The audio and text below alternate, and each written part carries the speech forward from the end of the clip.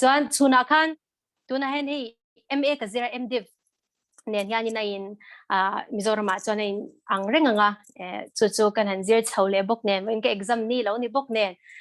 hei pressure pani na ni chu chuna khan in kha kan han ti le a hupur deu chung khan kan han ti zo le a pathian za de khan in result kan hule a distinction a ipas ti khamira shile ngala voin chu hi chan chin thali ni chu covid lama kan negative a he tama result kan positive a chan zanin chu ege positive chhoje tura be seila ka tiang khan pathian in min shwaya zanina ka sharing tu ri ka share rei bak pokaring lova achan chu thu sei zong hai chuanin ka sei rei bak ngai lo shu ke mai utete ka shila utete la chu sei rei nge ngai wang den ka tong mai ka tia ta tiang chuanin zanin kai bua sei nei pathian in min pola chuna khan kan tong trai lalpa hei hun ka nei lo zia tong pon min shiat puya chu wan chuanin dar ka thum mang thelo mai la ke ma om pathian ni a chu wan chuan hun rei lo te chung hian quantity a chuna quality poi mo jok ti sha ta wangin engi I thunung ke ma min sha te la ka soi tur dik tak min soi chwa ti ran che ka tia kan zai kha thu chu ran lang nga la ke ma kha min ver chap ngal nge boka ka thu soi tur hian chu wan chuan zanin hi intan ma somna ni nge ka be se ta ta chumi ma chuanin zona ka zo du chewa enge practical taka kan lo ngai tua tur Chhiahllawh na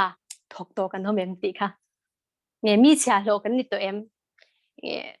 tunang hei kan khovela kan generation a chuanin an ngai to chuan chian chuanin Chhiahllawh ang na hi chu om le tok to le hi om pui na te om ta eng na ma kha na hiam om lo ta mai ro chu Chhiahllawh na kan ti kha hei ngai to chang tu na hianin in lo na dang kan nei lo wangin tu mo Chhiahllawh du ni ngai ta se om te po ini theng em Chhiahllawh nai thok theng em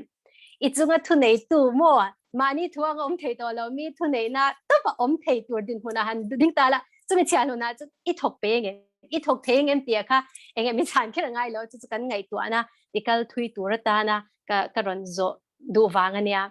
achan chu Chhiahllawh na han tia la li swa khan anuna khan tlom ral right na nun mo complete surrender khami Chhiahllawh nun kha ron nei ta chu tiang chu nei turin min zir tir bokani ma se chu Chhiahllawh na chu kan thok tak tak theng em ti dai ta ka khabo mi na chu da chong kal ro heta hen chu ro chu tiang chon om ro e ka thu lo min chu tiang chon kal nia su patling hanin ti kha chu mo tu na chu covid ba kha kai ti do shim shim ka sha inai om ka tu kan tia a shom kan ti reng bokani ti ro I khami Chhiahllawh nun nge thu oi na nun ani chu ka hare me mani le la ma chuan nge conscience kan ne mani du da na nga lo nung thang to kan ni phei chuan khami kha kan zo ma sak don san che bible chang kan chiaranga ta chang chuan in tlem kan se chole donya marka bung som chang somli pathum atang chang somli panga kha kan chiarange chanchin tha marka ziak bung som chang somli pathum atang chang somli panga zavaiin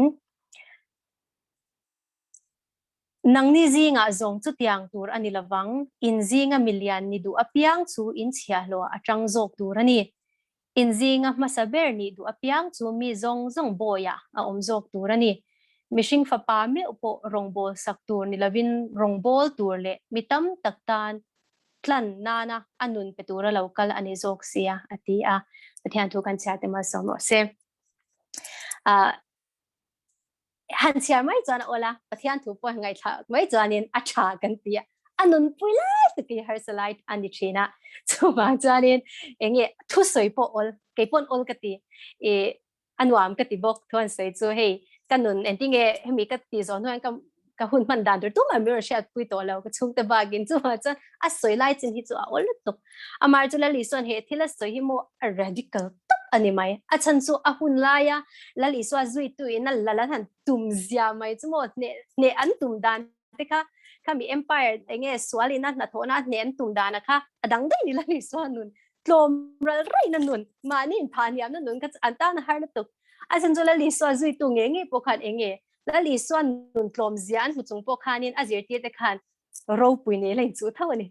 thunge ro pui beranga lai ti thawani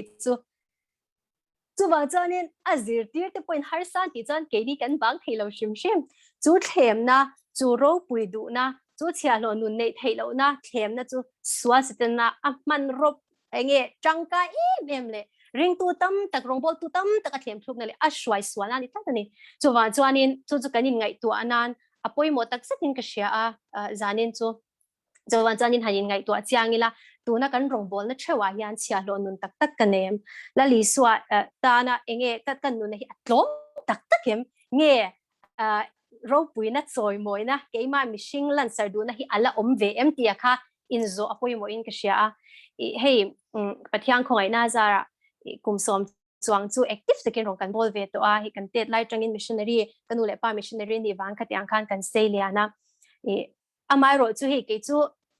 langsar chi kan ni chu langsar nuam ti chi ka tet lai tang to in kanau pan lai tia nei theater kan han ti chawa acting te kan han ti chawa nuam ka ti me mani chu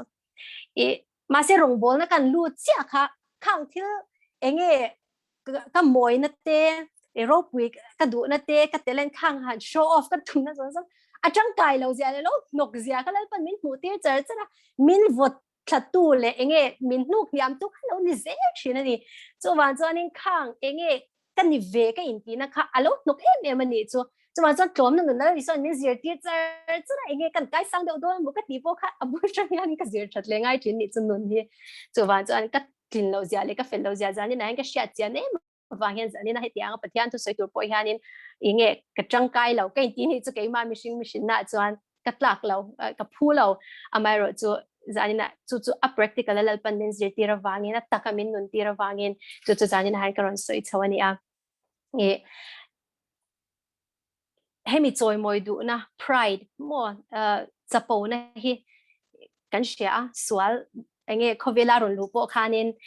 Genesis bung thum chang ro ka khan mei chia chuan evi khan thingra chu emi ni ani le mit latak ani le mitifing tura thingra it om tak ani ti asia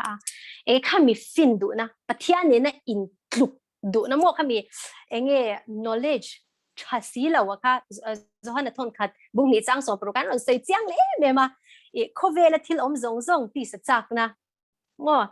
mit chak na le dam chung rawh pui na lem te pa chuak ani si lo khovela chuak ani jok si a aron tia chiang ti ken aron sei le ni ma se khang ka mishing chuan in lo thei la vi enge kan tum lo te hian kan lo le thina ni chu wa chan chu kan in check angai ni chu chumi kan in check tur chuan tu lai kan thil soi war em kan man fu angaya chu lalram nun ti hi ni lalram kingdom ti theology kan soi fo hi kan man fu chuan he Chhiahhlawh Nun hi nei alo oldon ani ti kha ange atop lamatan kan tinga ru tonga lalram nun ti om zia kha kan soi fi adu do ke ma a chian em dan lal kan nei ni chuan kingdom om zia chu king khami eng lo khana chiang em ta award a khan king ti lai kha lal ti na ni ta chuan lal om ani chuanin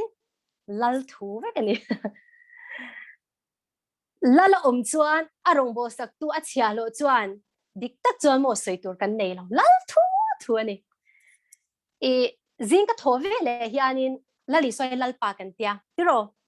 kan nunah hianin lal ani tak tak chuan zing ka thove le hianin alal ngalem kan ni tin nunah hian ka ngai tuan han alalem covid test ka han nei don po khan lali swa ka rawn ma sa lal pa re mi tiam ka ti mi chuan ngai ho mai the chu tiang test ti vel ma se rawn ve ka ngai lal thu ni to Chhiahllawh hianin mo lal chunga thu nei na nei lo chu wan chuan a thu lo kan kal chuan kan kal swal nge don lal ram nun chen tur chuan lal kan nei nge ngaya chu lal thu chuan kan omangai chu ta tang che chuanin enge chu lal ram nun zia chu lal ram nom zia chu kan tem chawang ma se chu ma chan khami a surrender a thu omna enge nun thu oi na boy lu kha poi mo em ani ti lai kha ka soi du a heim tun lai borwa kan sia a assam le Mizoram khami border issue kha kan shevita enge angai lo la malo ngai lo la thil pakhat kan share ve mai du a kan rong bo pui tho hi kum upalam pang chak lo ve tak to hi nia khami borak an han she chia kha lula nam kan ni lo ni lula nam kan ni lo mi lui kan la nem tok la bang chuanin I chuak ang aron thi ni chuan ka ngai to mai hei mission na antina nam feeling nei phe chuan hei patriotism kan kita khamia kha anat phe cha mi pa ni phe cha ka shathiam na tuk cheu ka tham pa pon ron sia ke po kan ni ve thoi ka sap pu phe ka chwa chak na enge silai omang ang han kena nam chan tu ra chwa kha ka cha ke ve ni aron tin ma se lalram nun chen to chani lalpa thu ka kan shiat ma sak phut angai ni chumo enge nam feeling ne kha aswal ka tilo ma se lali swa kha alal zok to wang khan khang kan nei to na zong po kha amma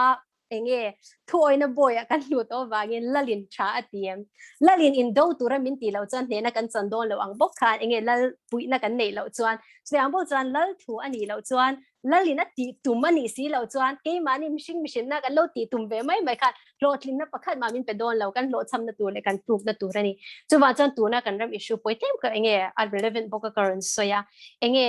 mishing ngai tu na tha kan ti le enge mi ina an thop tur ang chi ringot thi kan dual theilo because sheep mentality ka ti china mi na anti awang mai mi ina tha anga an ngai awang mai kan christian pu ngei te pon niang kha ka pathian ina remati tak tak nge lal thu ani empty kan shat lawa kan zui at ve mai chuanin enge ni kan tluk na le aram ang pon mo nam ang pon kan tluk na ni theini ti kha shat poi mo ema enge ke po emele ka din khanin e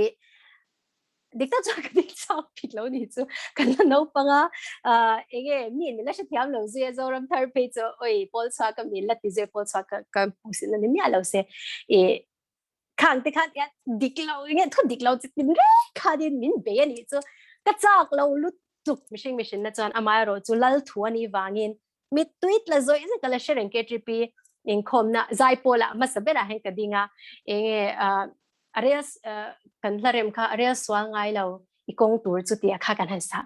ma sabera ga ding se ka sak ka mi tweet la sai lal pai areas swal ngai lo chuwan chan ka mwal phone tur ka ti poi ani don lo chuwan chan ilal ram tan tin I thu ni boxi chuwan chan ka ti nge tia khanin tu na hen chu la ram nun chen na nom zia mo ama mi nga mwal pho te lo nom zia te tharau enge lim na chatwana I rawh min call tir na sat zia te dor na phe na malsawm na lo tam zia te khang zong kha chiang takin tu na chuanin ka phone chu wan chuan lal hi lal ema I kalal lo ema kalal tir piang hianin kanuna hianin aro puizia hi aron tar lang na sal to ka mo chu wan chuanin ke ma hi oh lalpa Lalruatfeli dik tak chang ka du ai Lalruatfeli Hlawndo ti kha lang sar ani chumo min thalai ka ma se pathian in man ro mang do wangin Lalruatfeli kha mi ui an tia patling pui te ka min sui dum ze da ni chu ma se kha chu lalpa wang ni ta ma se Lalruatfeli Hlawndo ti ka ala rai ti khala ngi ni so du lai te poi Instagram mang te eng mang hian in the lar na chance ang ti te poi enge mi te han ron chop na se thini chu mi celebrity chu share chu mi chu ti la in polan na tur ani ta ma se rem lo lalpan remati chang khatiang po kharon zui ze sumle pai po remati chuan ma se khami chunga khami du awang kan kalani chuan lal thu ani lo chuan kha kan thuk na tur ze la ni ti lai kha chiang takin ka soi du a chu van chuanin ke ma ni hi dikta chuanin lali swa hi mi hian choi moi lo alwa se kan ning hi chu voi khat ma lang lo ma se enge chatuan ro ke manin kan khol to chuanin hlim na le lom na thuru khovel ro pina min pek thei mi alo kha kan nei to sa ani mo chula ram nun chu kan chen to wangin chu wan chuanin chula ram nun chu tu na kan be me te po hi ni a kan politics a kan nama kan rama kan business engki mala li soi alal berna setana la ram pakhat mai ni lo ni o politics te poi enge he chu bollo a setana ta tur te kan lo tinge all authority in heaven and on earth belongs to me ti chuan chani kan chong trai zia enge your kingdom come your will be done laram lo theng ro se du zong wana an tiang in lemin ti ro se kan ti himo ke mani han lalram nu na then chuanin he kho vela thin zong ila li swata ni aro puina tur ni alalram tur ni chumi din tur chuan chumi ron theng tur chuan ahman ruwa kan ni ti kha shia tangai chuwa chuanin kho vela til te setana te kan lo pe mai ge ti lai kha kan sei le do ni a chung ani mai se kan na hian lalpani tin kan tia kan chong trai hianin alal lawang ti lo e ma chu wang chan eng decision po siam doni la eng po ti doni na eng poti do ni la lali so alalzia lalpa lalzia hi Chhiahllawh mishing ngai to ana mishing du angjong ni lawa ama du angjong ama ro puina ama choi moya theina tur tan kan nun ni lan thar leng uti kha ka soi thei tong ni mai se kalome lalpa chu fakin ro se ti kha ka sei do chuan hi zai turin min tia atu chu ka sei nga zai ta ki chu ti lo mai nga ka tia te bula khan kan una kan zai hian ina nuam ka ti zo ka mai ro chu hei arem chang chia lawa guitar te ne hian kan han ti ve tleng ala chu po chu ka per thiam shan wani lai ma se ka testimony la sapla sakapoi ngem o ka tia ute te kha ka zo ta poi lo reng ke ni chu kan hwa wa lo kan hwa wa lo tiom sia cheng po lenga ti na tura ka nga ya chu wan chanin he ta hi lalpa ro pina tan khang ai grace ti ni a ai grace pi mala me ma tu lai chu oh sorry grace chu pathiang khongai na ania he la hi ka tan ro pina chan em chu karong bol na ka ma kan lo lak na to zong so karong bol na kan ti ta pathian ta na ma kan lak na to zong so nga hianin nge ka phuwang rong bol na ka chan ani lo zia te anu zui tu na min thang te min ser sang te hi nge tu mai kan phuwang in min thang lo dik tak chuan mi swal te ron thang zo ka kan swal ne kan swal te po hi dik tak chona ro pin nan min han man sak le ze chu ne thro o mo te po an rapping life an nei lai te po kha thuna cha testimony chan tir tu ni ai nge testimony ti cha tu ni ze na chu pathiang khongai na chu awan na sa em ka ti china khang rong ka bol lai zong songa ka phulo zia le ka ti swal ve na sat sia nge swal ka do zo lo chang tile thil ka ti swal chang chung po tun alal pa ina khongai rong bol na min la pe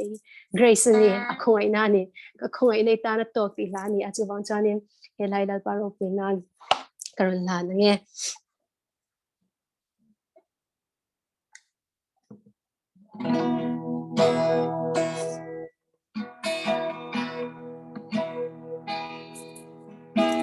my heart is so proud. My mind is so unfocused. I see the things you do through me as great things I have done. And now you gently break me,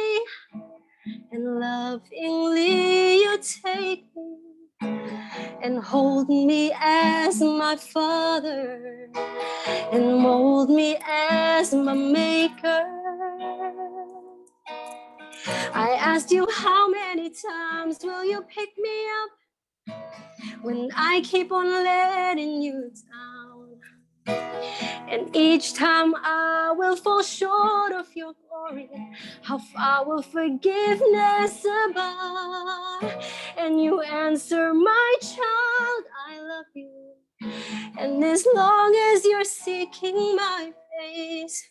you will walk in the path of my daily sufficient grace.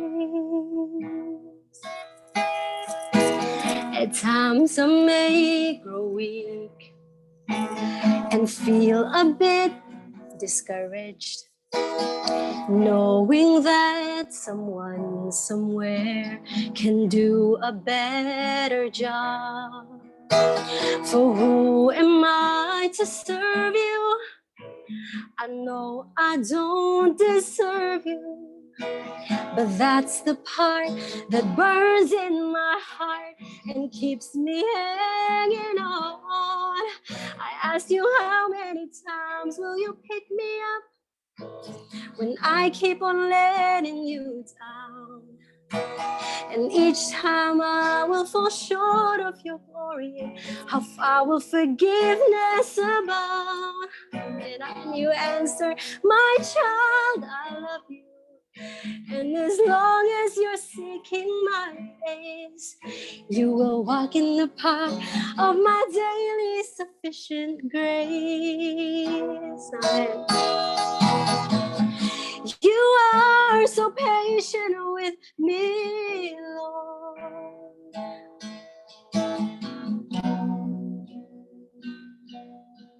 As I walk with you, I'm learning what your grace really means. The price that I could never pay was paid at Calvary. So instead of trying to repay you,